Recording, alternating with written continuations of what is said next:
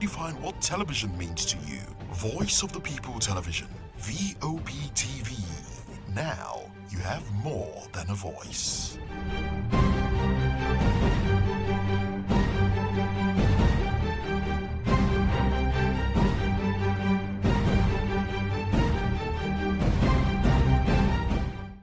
In a world where truth is the ultimate power and opinions scream the loudest, it's time to wade through the noise. Hunger no get tribe! Hunger no get religion! And scan the human interest and trending topics that matter. Stay tuned to The Issues, your plug to the stories making the buzz, from politics to science and technology, social justice, and more. Let's tackle the tough questions and expose the truth. The Issues on Voice of the People Television, Mondays to Fridays, 8 to 9 p.m. The Issues. Don't just react, understand.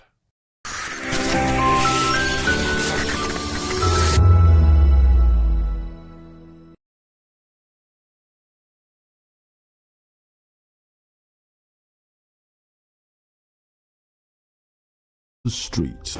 We go to bed empty hunger.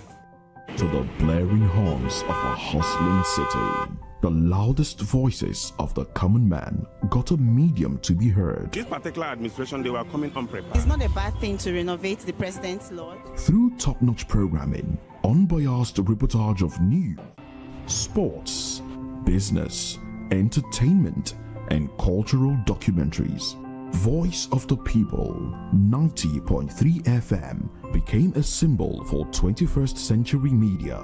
And now, a new baby is born. Voice of the People Television, VOP TV, youthful, full of vigor and penchant for excellence in the continent's media space, exposing the wrongs, applauding the rights, dissecting the news without fear or favor, through factual and accurate stories and contents. Corruption kills three things that makes a society. Representing the interests of the people and giving them a voice. Voice of the People TV is here to stay towards building a fair society. VOP TV, Voice of the People Television, truly a voice for the people. Voice of the People, you can hear me now. My name is Patrick Doyle, and I wish that you continue to echo the voices of the people. Big up VOP TV. My name is Ipob Dokubo. Please keep watching VOP TV. Hi, my name is Kwekumali Ikenda Onyekwena, and I am with the Voice of the People TV. Now, if you're looking for the veritable channel for information, politics, robust discussions, you don't need to go far. VOP has you. VOP will always have you. Thank you. Hi, my name is Patrick Diabwa, aka Ibani Chuka, Amayanabo the Eagle King, and you are watching VOP TV. Stay with us. 2564 is coming up on Burning 9, right? 2564 Atlantic Tower. What happens in the hush behind hangar doors? Who signs the papers that gamble with lives? Which truths were grounded before they even ever had wings? If you've ever buckled a seatbelt at 30,000 feet, if you've ever stared out of that tiny window and wondered who's really in control of the skies, it isn't just flight, it's power, it's politics, it's pressure sealed in steel. We're peeling back the clouds from runway risks to sky-high secrets. We're diving deep where most dare not to look. Aviation Scope, every Sunday at 7 p.m. only on Voice of the People TV. We don't just report, we reveal. We don't just ask, we uncover. Because when it comes to the skies, ignorance is turbulence. Aviation Scope, the sky isn't the limit, it's just the beginning. In a world where power shapes with every headline. In a nation full of questions. In a world filled with noise, the truth needs a voice. The policies that shapes our world and the economy that determines our future. Every hour, every day, the grapevine keeps buzzing. And together, we are committed to telling the stories that shape our world because your voice is our focus. Don't forget, our voice matters the most. Let us come together and share our concerns.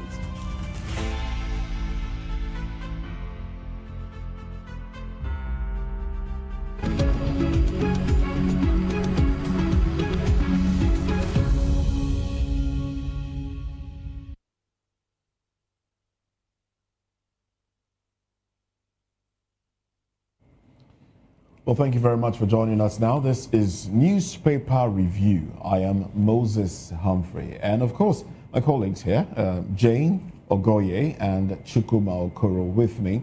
And Chukuma also doubles as an analyst. So Daily Fanimo also joins the conversation this morning. And we also have Barrister Darlington Agumwa. Well, thank you for joining us, gentlemen. Virtually, we have Comrade Purpose or Sanwai. He joins the conversation from our Benin station.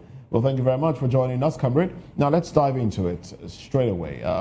The Guardian has these headlines. PDP chair meets ex-VP Sambo, says ticket open to Jonathan, others. FG, employers may clash over planned increase in employee compensation levy. Rivers Assembly shuns Pandef peace panel over Fubara's impeachment. And the big story on the cover page of The Guardian, Electoral Act, gaps in e-transmission, vote buy-in sanctions, spark calls for reform. Court orders INEC to publish ADC's list for FCT council elections. Lagos to divert traffic as repairs resume on Lekki-Ekpe Expressway. Davos, Nigeria pitches fiscal discipline as EU leaders condemn Trump's new colonialism. Sanwo-Olu, Ezekwesili bicker over Makoko demolition, alleged oppression. FCT workers' strike continues as union folds government compliance claim. Trial of driver in death of Anthony Joshua's friends adjourned till February 25. Presidency accuses IPOB of peddling Christian genocide propaganda. Now, I would like for us to start off with the big story here. Of course, it's Electoral Act as published by the Guardian newspaper. It says Electoral Act, gaps in e-transmission, vote buy-in, sanctions, spark calls for reform. And the rider to that one, lawmakers unlikely to reform an act that benefits them, says Yakasai. Very quickly, Mr. Fanimo. I've said it since last year that there are certain things that needed to be injected into the Electoral Act for us to have credible election in 2027. Now, up till now, the issue of beavers and IRF is still at the level of operations. It's just an operational tool. And so it's not enforceable in law for anybody to say you want to challenge why that particular instrument is not used during electoral process. That we need to make sure that it's transmitted and embedded in the Electoral Act. The second issue is vote buying. What is the level of reprimand, penalty for vote buying? Go to any polling unit on election day. It is so ubiquitous that you don't need anybody to direct you to where this thing is done. And the way they do it is so ingenious. There is a corner where a party will have his money and his agent.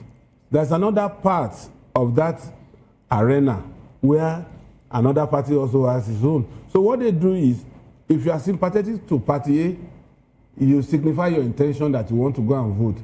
And as soon as you press the ballots, you raise it up for the particular party agent to know that you have voted for party A. And when you are challenged, it's easy to escape by saying you don't want the ink to spill over to the next, and then that man registers you as one of the people that voted, and you go back and take whatever is due to you. Those things. Now we need to. And another thing again is, it's not just these laws being part of the electoral law towards 2027, but what about enforcement? That is where the issue is. You see policemen idling away at the polling unit and looking away when all these infractions are committed. So what is the level of reorientation, retraining we plan for these law enforcement agents to ensure that whatever is happening at the polling unit that is against the rule of the game should be challenged, and people should be arrested and allowed to face the music. We have seen issues where some party stalwarts will be arrested, and before the election day ends, they will be released. So consequences, no consequences. No consequence for infraction. Barrister Darlington. Yes, before you blame the police, you should ask yourself, who are their line managers? Who gave them directives? Because if the ruling party is interested in winning an election and they are doing everything to win that election, there is nothing the police can do. Seriously. 90% of the time, they are acting on behalf of the ruling party. 90% of the time. And so I cannot really blame the police. If the ruling party were to say, look, in this election, there should be no infraction and not, and they mean it, nobody will foment any trouble. But here, all the security agencies, we have seen that they are partisan.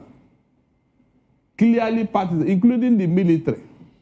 And so, if such a thing is happening, how can we have a credible election?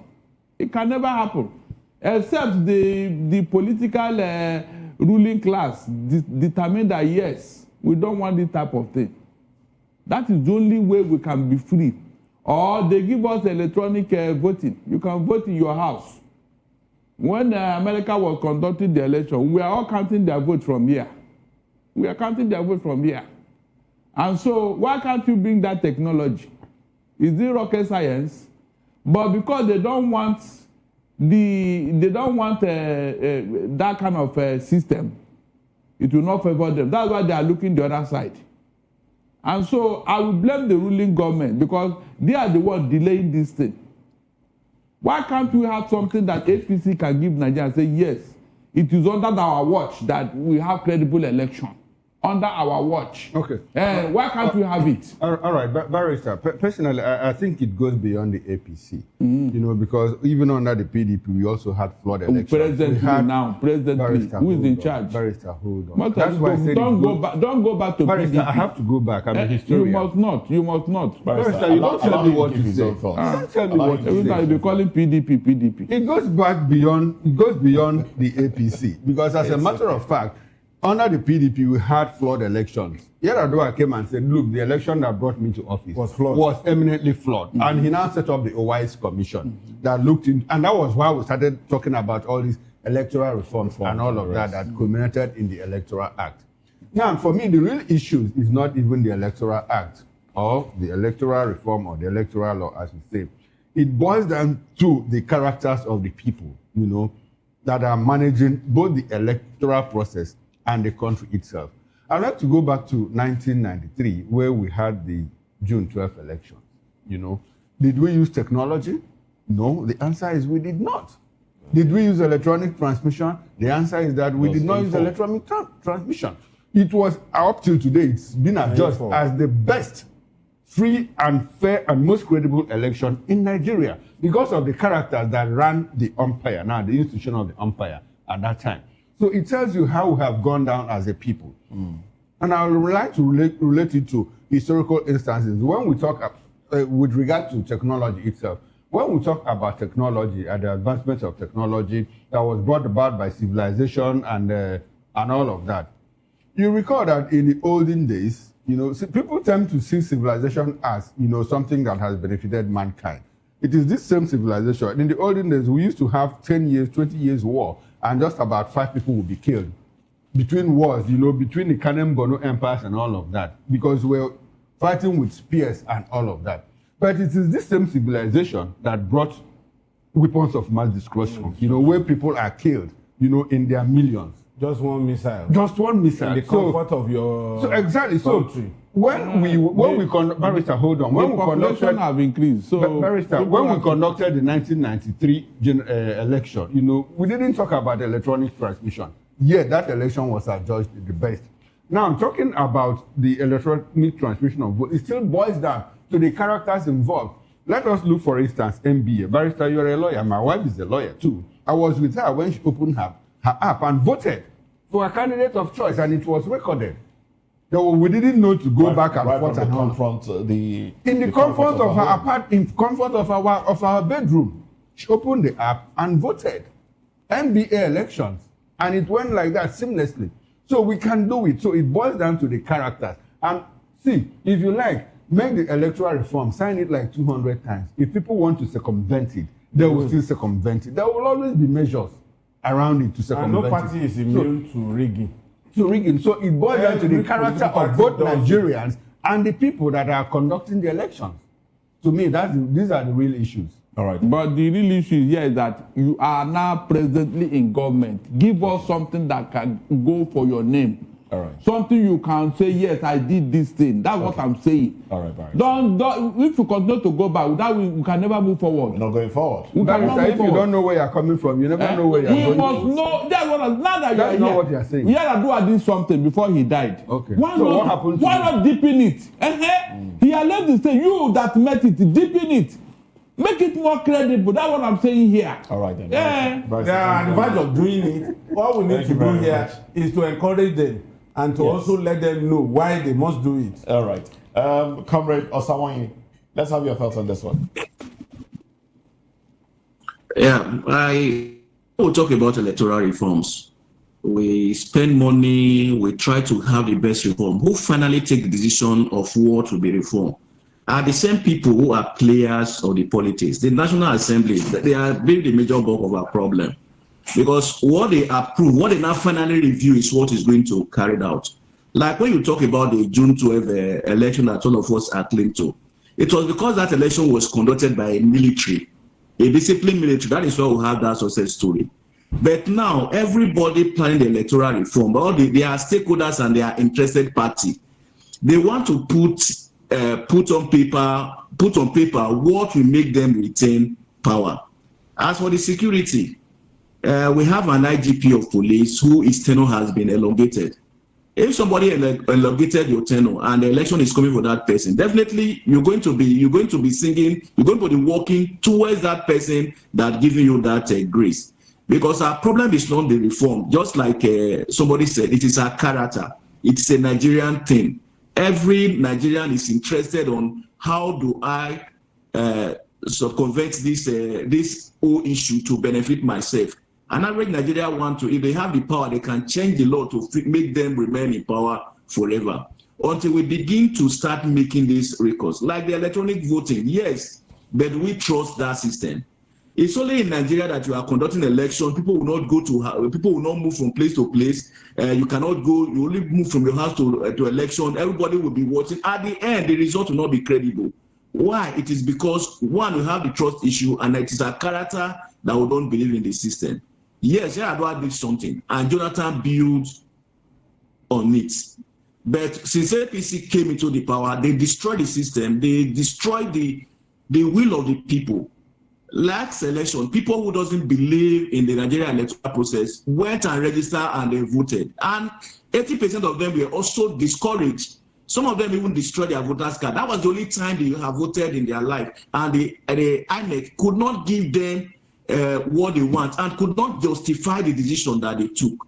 So the problem we have is that because the people in power, they take the most decision, definitely they are making a decision that will favor them.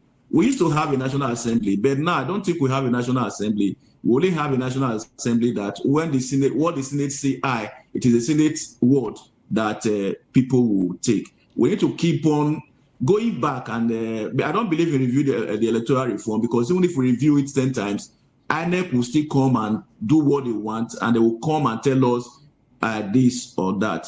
For me, where the president is the only person now who will want to do this thing and write his name on a platter of gold, because on the golden plate, because he has the power.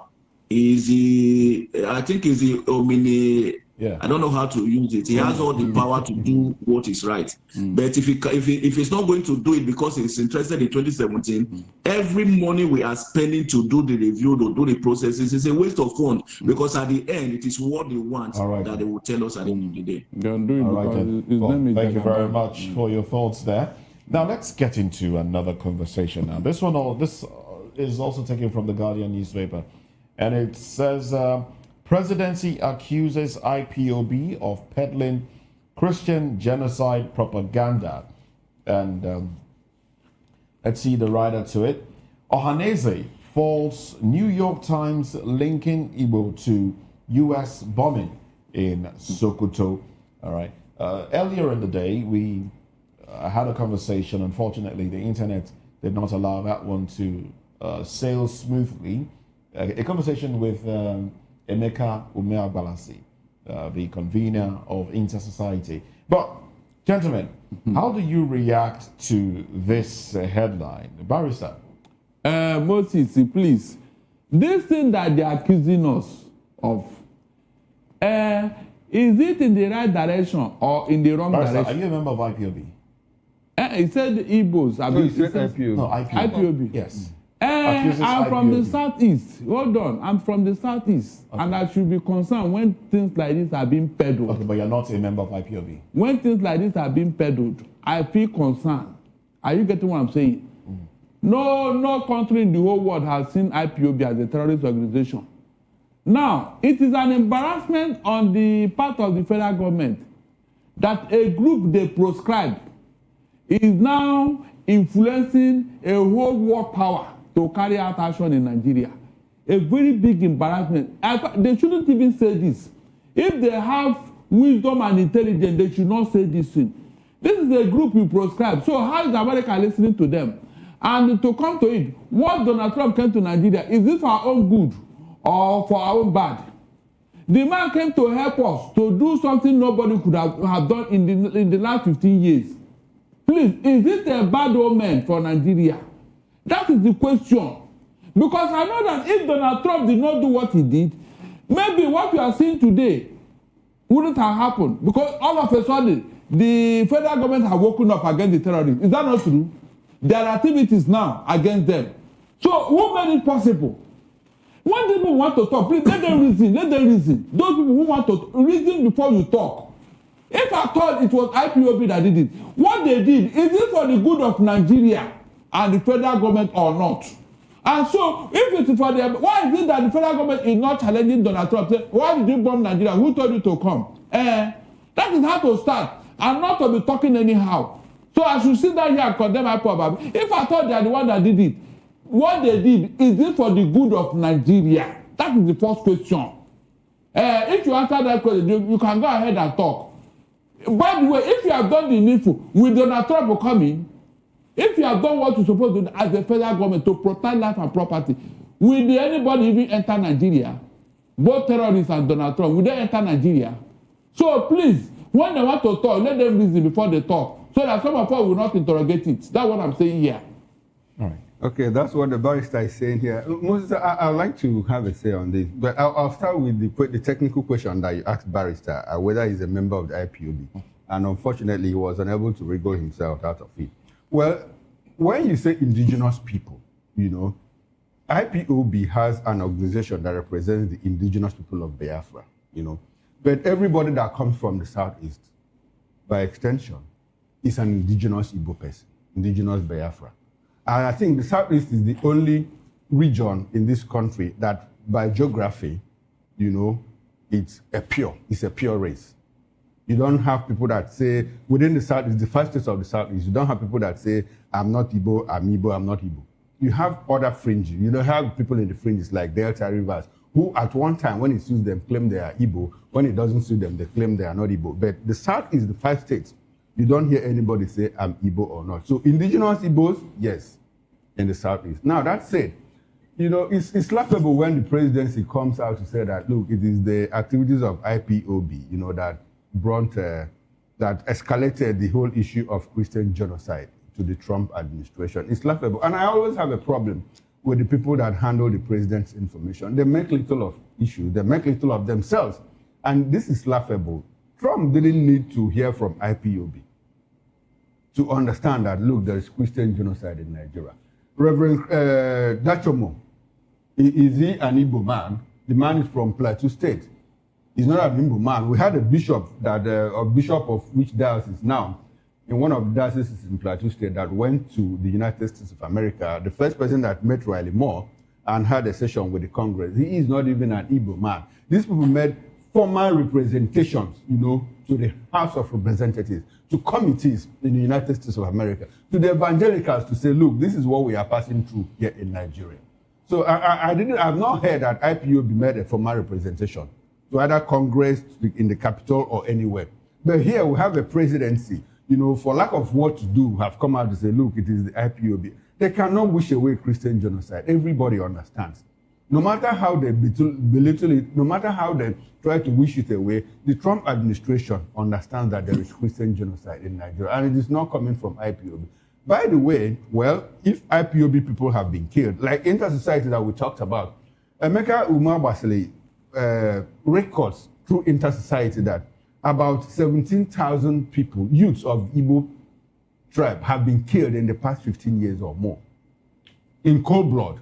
Some of them are abducted in the streets of the Southeast, taken to prisons in far parts of the North where nobody knows about them. But he was able to break in and discover all of those things. And all of he has worked very closely with Amnesty International. And Amnesty International will not put out such information if they are not verified, if they didn't do thorough research in all of those things. So when the presidency comes out to say, oh, it is the IPOB that is telling Trump administration, well, they are just making a fool of themselves, as far as I'm concerned, because the truth is there. And it's self-evident, they understand it. All right then. Animal. You see, this idea of locating a particular group as the ambiguity of the intervention of the US government, as represented by Trump, shouldn't be an issue. The issue at stake is, are people being killed? And these people, were they armed enough to repel these attackers? Who withdrew their arms in the guise of saying we want to mop up arms in the hands of non-state actors that made them vulnerable?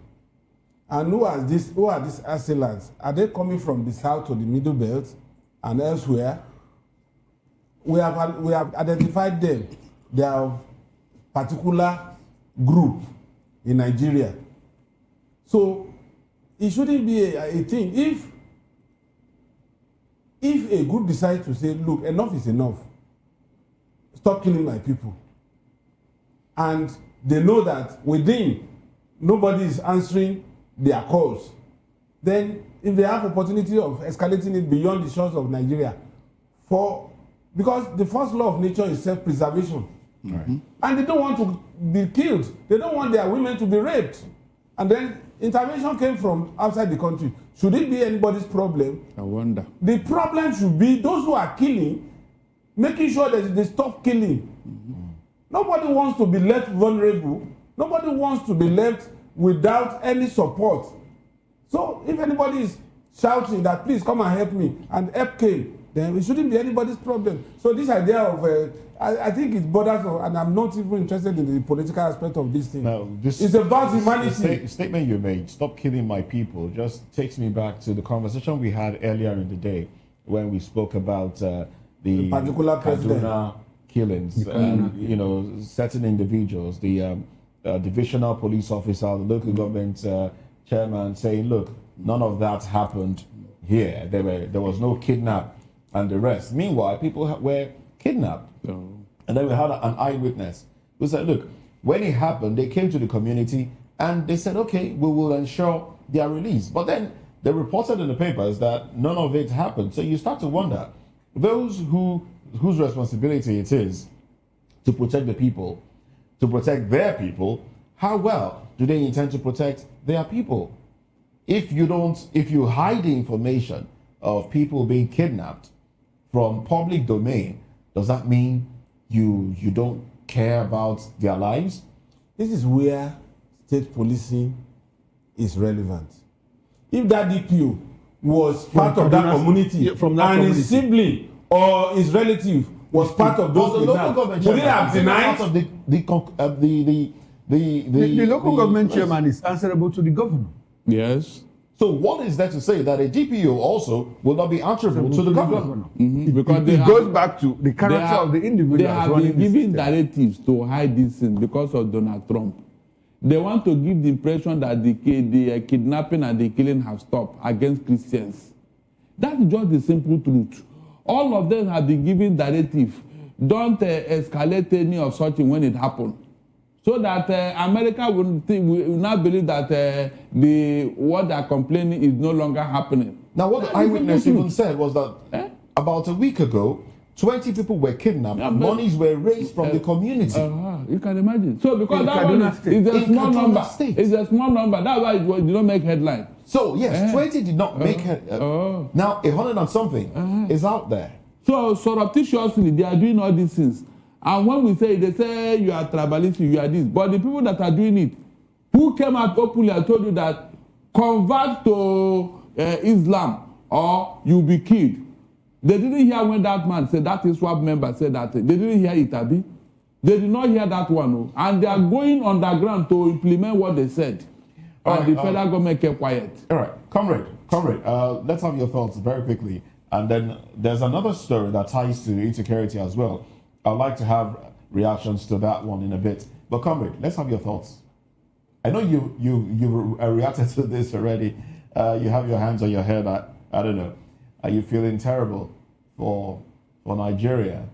What are your thoughts, comrade Osamoye? Nigeria has made themselves a disgraced country. Like we were told when we were young, to defend one single lie, about 1,000 lines need to be said, and you need another 1,000 lines to defend.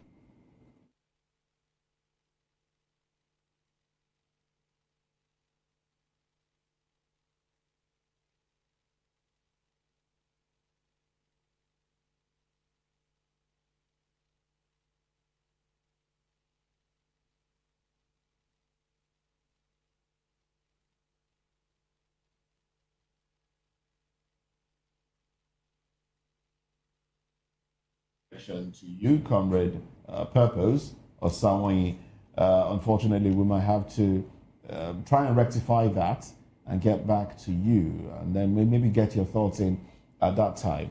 Our engineers are working to restore your audio connection. Now let's talk about this other headline here. It's from the Punch newspaper. It says, States hosting IDPs eye $12 million World Bank loan. All right, Jane, please take us into that story.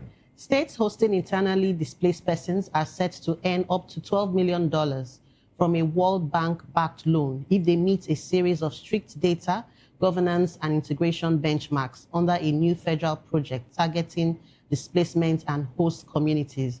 The funding forms part of a $300 million concessional credit approved by the International Development Association for the Solutions of Internally Displaced and Host Communities project, and it's signed between the federal government and the World Bank. There you have it. I disagree.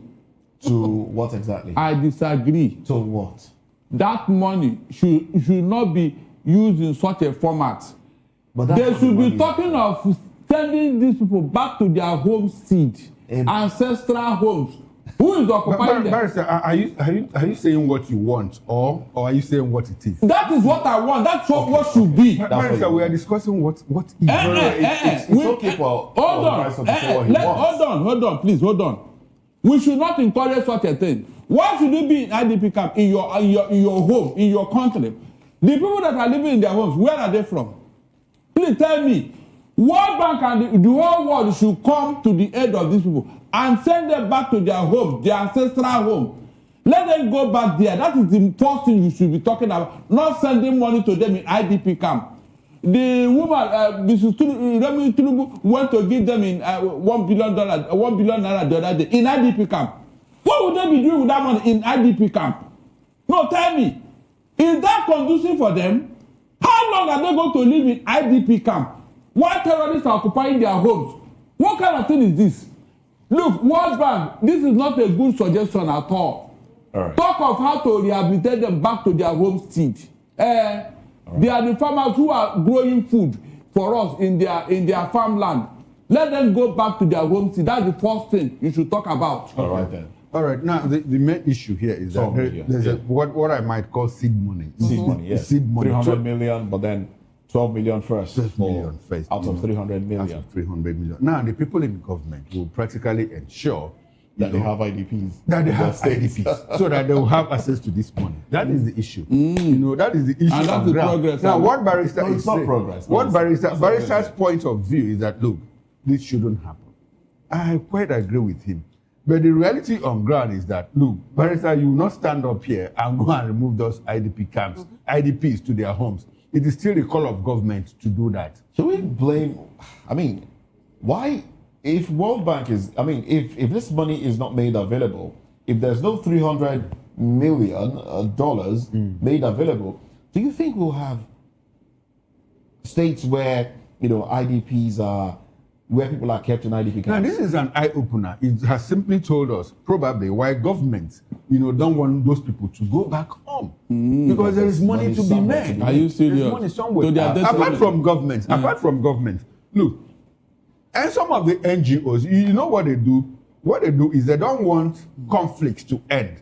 Because that is how they survive. You know, they go to war-torn areas, they go to conflict zones, take photographs and pictures, and by the time you know it, it's in New York Times, it's in Washington Post, it's in the Enquirer or Guardian of London. Yes. And what happens? Like Makoko, you know, money flows in. Is accusing them of money flows in from donor agencies, international organizations, and all of that. And they use it to sustain their PR campaigns over time. So it is not just about IDPs alone. Government should put them this thing. Make sure there are no IDPs in Nigeria. Government should preempt it. So that you not accuse the NGOs of making money out of these people. Government should preempt it because that is what you swore to do. Do you know the mindset, the psychological, emotional trauma these people are going through in their own country?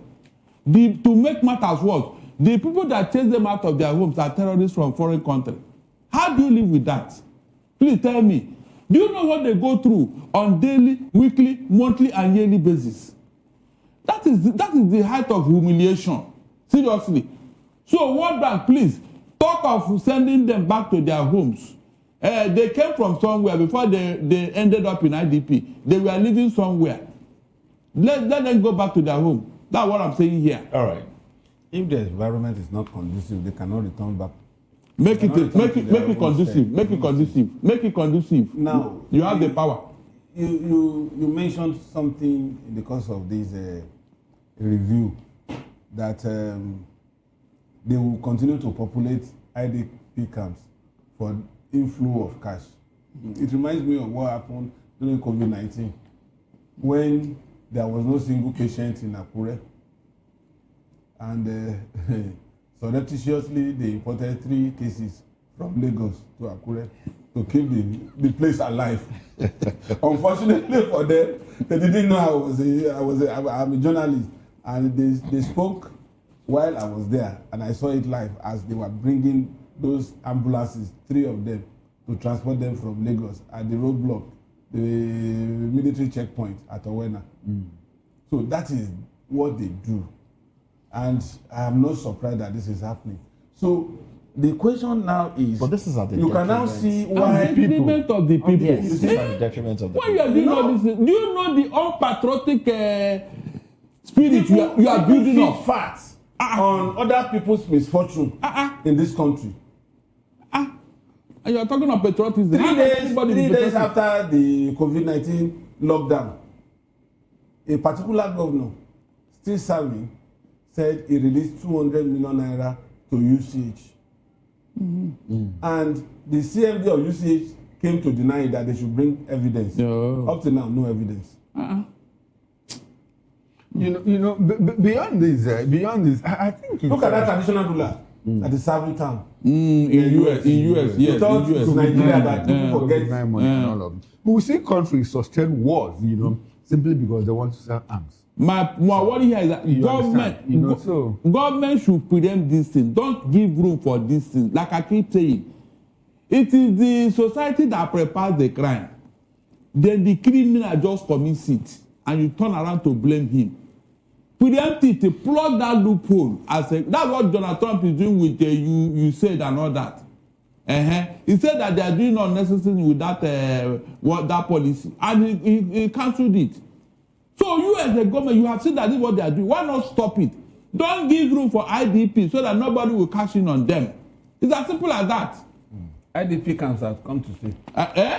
That's come to stay. Oh, so who will stay there? Because it feels because who will stay there? Who will stay there? It's hard to who will stay there? And that is why Boko Haram, Lakarua, and all the rest will not continue to perpetrate. Because it is those people that chase people out of their community. To become IDP. Okay. If there was no insurgent, there would be IDP. So basically, those in government just... So it's a revolving cycle that makes people wealthy. I disagree. So $1 million out of 300 million. I disagree. Government should take action. That's what they swore to do. Yes, they should take action because that's what they swore to do. Because, look, those people in IDP, they will turn out tomorrow to torment everybody. I hope you know. They are breeding children in that place. They are breeding children. Children will grow up and start asking questions. By that time, you now realize what you have done to yourself. Those children will grow up. Are going on they are growing up in that place, in that environment. So when they grow up tomorrow, what will you tell them that some people are occupying their homes, Abi, and they will clap for those people and say, yes, we are well done.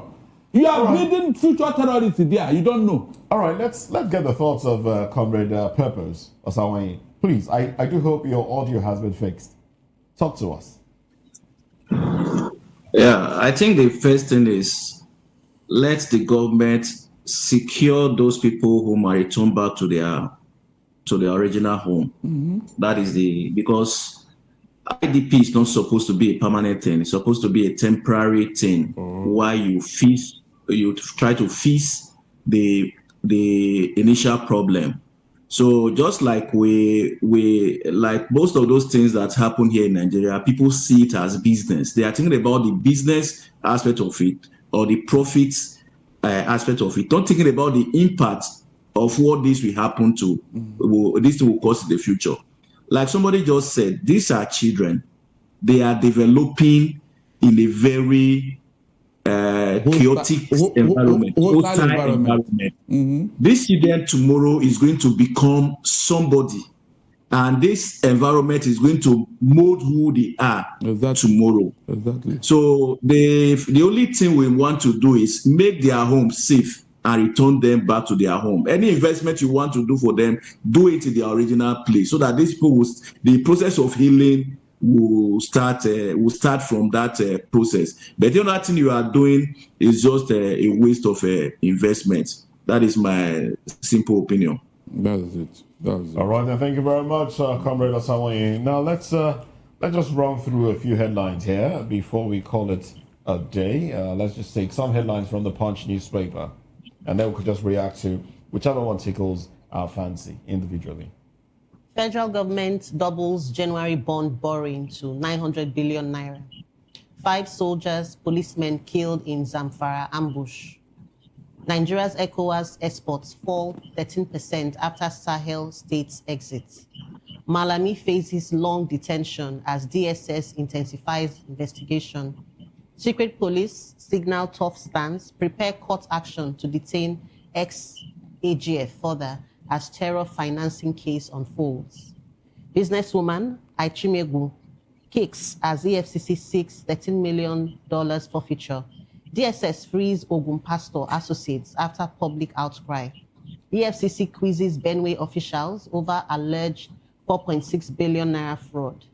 Nigerians spend 1.54 trillion naira on beer, others in 9 months. Beautiful. How much of that did you consume in this term? In this Barrister, 1.54 trillion naira. What is wrong with that? We are consuming this table? We are creating employment. It has. We are creating. It could be healthy too. I said we are creating employment. Let's talk about it because it's not about war, about IDP, about people stealing money, about corruption and all of that. Let us talk about beer. The beer we drank last year. We are helping the economy. I know some people would not like to be part of this discussion because they have contributed maybe in millions, to that figure. They know themselves. 1.54 trillion naira. 1.54 trillion. Look at the economic effects. The breweries now, they are smiling to the bank because of these people and their money. Is that not true? Okay. They are creating employment. So who is not guilty on this table should raise up his hand. Who's not guilty? I don't know about Who's not a contributor? Even the Bible says, hold on. We cannot be all of us subject to investigation. Don't worry yourself. Osamoye is not. No, you see, even the Bible said it that you should drink. St. Paul will say you should drink, but don't let it enter your eye. So when you want to drink, you close your eyes. Take something. Take something. I said it. People will defend their position. I said it. Those who don't, I know those who drink actual kai kai. We are talking of beer, but some people drink kai kai. That's why they say and others. Is that not true? Some people drink kai kai, and I know some people are also beneficiaries of kai kai. They drink kai kai. So to the extent that it's affecting their productivity. Even some people whose ministry is already dead, they are reviving it with this alcoholic beverages. They are helping. Thank God. This is a puta panel. And unfortunately, Moses cannot moderate because he's also involved. And because he's also involved. And one barrister said, and others. And others. Beer and others. And others include kai. Can you refine it and call it either whiskey or brandy? Or vodka. No, there are those ones at the bus stop. Have you forgotten? So you do go to bus stop? There are people who go. Do you go to bus stop? Did I say? How much of this procures through somebody gets back into the economy, the Nigerian economy? 1.54 trillion naira. How much of it gets back into? Get back, sir. It's within the economy. It's the economy you are talking about. It's the economy you are talking about here. It's the economy. That money is for the economy now.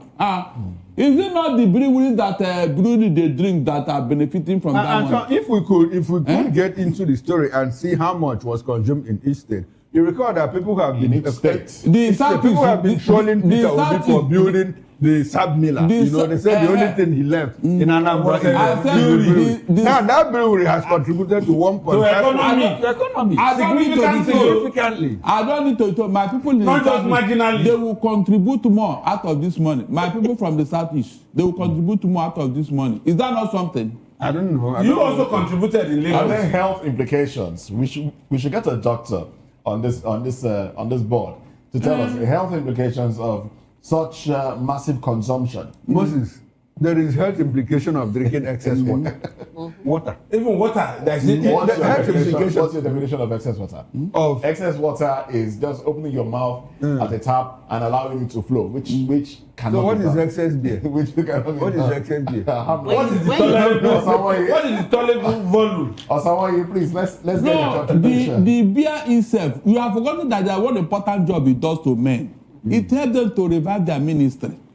If your ministry is going down, when you take beer, I disagree with you. Beer even kills that ministry. What you are talking about? You are not speaking from a point of experience. Yes. Okay. Osamoye, Purpose, please. Let's get your thoughts in 1 minute, and then we'll call it a day. Yeah, the Bible says, wine maketh the heart of mortal men rejoice. Oh, exactly. My brother, you are the spirit. It's company. You are the spirit. You are the spirit. One bottle for you. You are the spirit. If not for that ministry, a lot of us will be battling mental health, depression. Are you telling me? And so many things. So they just like we are advocating that state where people drink beer, their tax should be spent in that state because we are, especially us from the south, we are contributing almost the highest because it's part of our daily diet. Exactly. At least one bottle a day is good for your health. Exactly. There you have it. There you have it. This is what you get when you have men on a table. But bosses, because of time, please, I want to say this thing. You see what Malami is going through. Nobody should have sympathy for him because of the charges against him in his head. This is an Attorney General of the Federation. For you to be yes, it's an accusation. You may say that, but should we have the state? Should we have persecution? Should we have people? Hold on, I am coming. Hold on, I'm coming, please. This was one thing he did when Nnamdi Kanu was kidnapped in Kenya. And the court said they should leave him. This man insisted. Barrister, what Moses is saying, does it look like two wrongs should make it right? Oh, God. Look, I am coming here. Look at the accusation. What is wrong? Hold on. What is wrong in here? Is there an allegation on him or not? There is. So, a man at that height, should you be accused of sponsoring terrorism in your own country? And that's the point. He be in detention while DSS is investigating. No, they have already found that there is a prima facie case. Now they have intensified investigation and they are keeping him in detention. To gather more evidence. That's what they did. Why they are keeping him in detention? They said that being outside, that he might. Yes, compromise exactly. So that he might interfere. Yes, it's the same thing he did to Nnamdi Kanu. In fact, they should detain him in Sokoto prison so that they can meet themselves here. All right. That's what I'm saying. Okay. There's nothing wrong. This would be a good place to anchor the conversation. Sports comes up next. Thank you very much, Comrade Purpose Osawanyi. Thank you for your contribution and your thoughts. Barrister Darlington Agomo, thank you as well. And Dele Fanimo, thank you for your contribution. Chukuma Okoro, I must say thank you to you as well. He makes a comeback later tonight at 6 p.m. Well, I'll travel around Nigeria with my guests to bring you interesting political stories. All right. Interesting. It definitely would be. Jane. Well, thank you very much, Jane Ogoye, for standing by me on this one. I am Moses Humphrey, wishing you a beautiful day. Stick around for sports. Bye for now.